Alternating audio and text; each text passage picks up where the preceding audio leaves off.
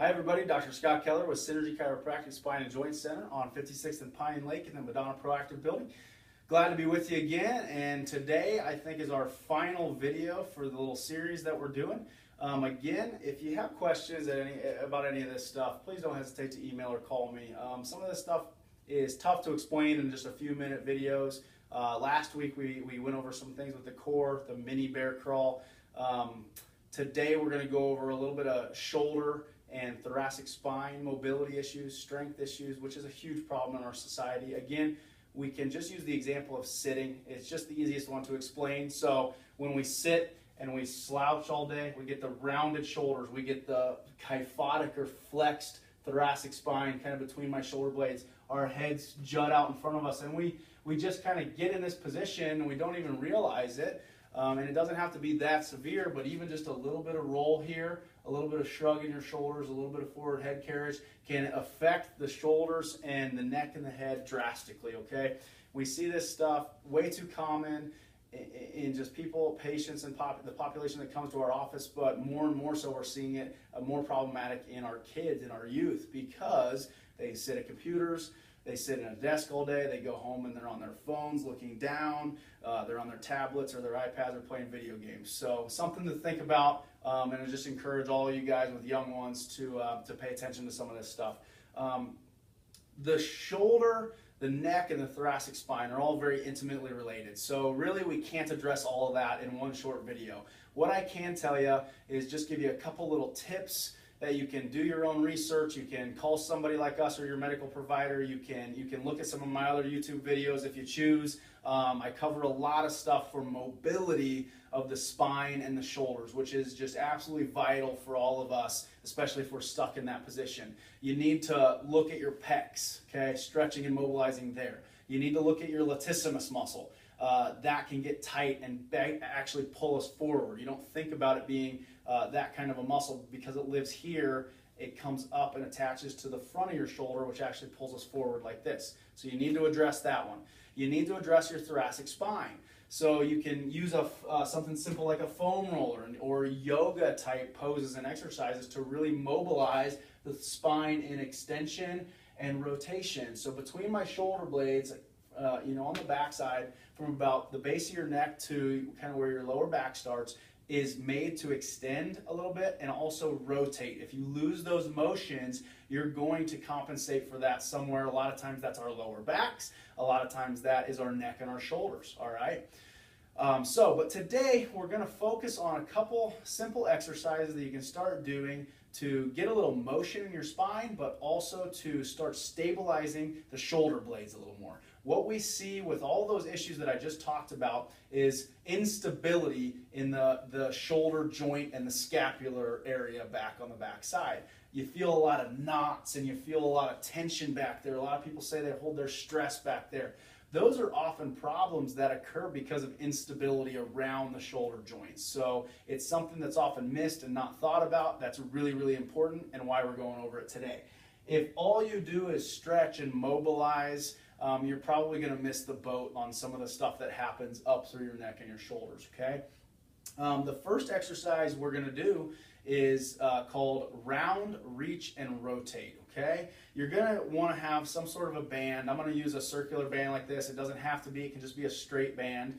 And all you're going to do here is round, reach, and rotate, so the 3 R's. I'll show you from the front and then I'll show you from the side so you can kind of see what I'm doing. I'm going to hold my arms right up in this 90-degree kind of shoulder, 90-degree elbow position.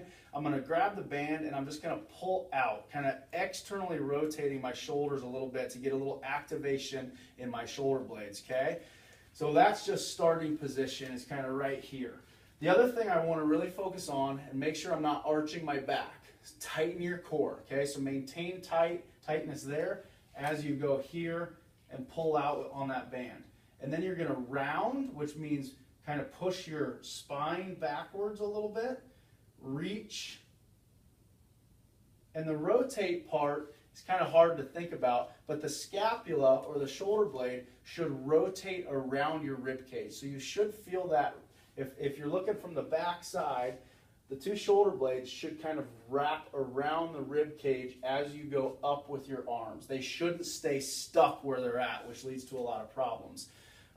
So I know the firefighters who are watching, Cole showed you guys this exercise just with a band. Pull out, round a little bit by pushing your elbows forward and rounding your back a little bit through the thoracic spine.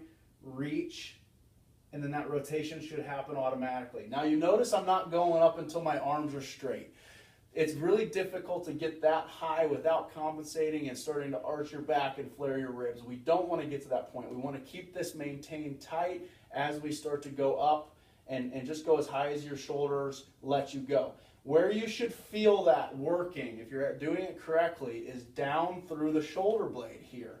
So not only from the squeeze out with the band, but also as you go up, I should feel it right down in here and these muscles working right here, okay?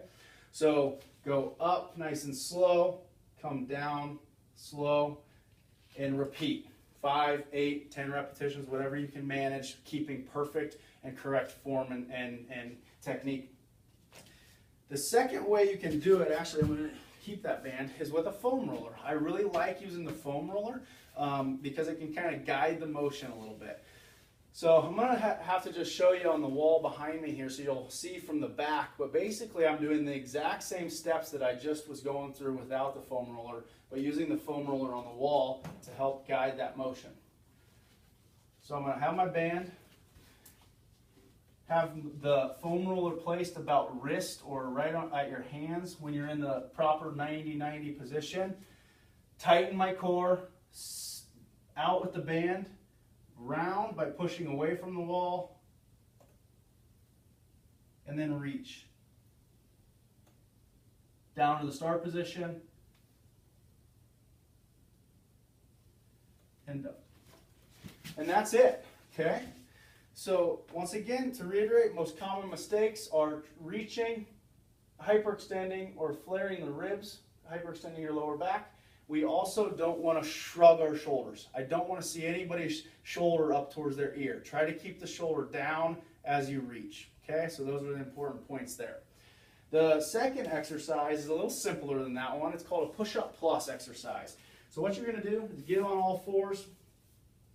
Keep your spine in a good angle so your neck in line with the rest of your spine. You're going to let your spine relax, and then you're going to push up into the floor. When you feel like you can't push anymore, push a little bit more. And again, if you're doing that correctly, you should feel that right down along the side here. So again, I'm relaxing here, and I'm pushing up just like that, relaxing, pushing up. So what we're doing with that one is really trying to accentuate that scapular motion around the rib cage, what we call protraction. It's an essential and vital movement in the shoulder complex, okay? Along with strengthening some of those intrinsic muscles around the shoulder. So again, the shoulder, gosh, it's just a complicated joint, so I hope this helps explain a little bit of what we're going for, a couple real simple exercises that you can at least try. Talk to Cole, talk to Kelsey at the fire department.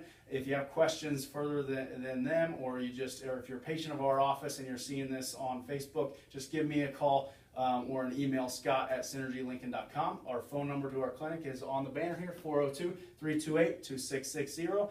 I hope you guys have gotten something over the series of videos we've done, and maybe we can do something in the future to kind of expand on what we've done now. But for now, keep it at that. Really work on these things, and hopefully your body will feel better and you'll just kind of go injury-free. So thanks again. Dr. Scott with Synergy.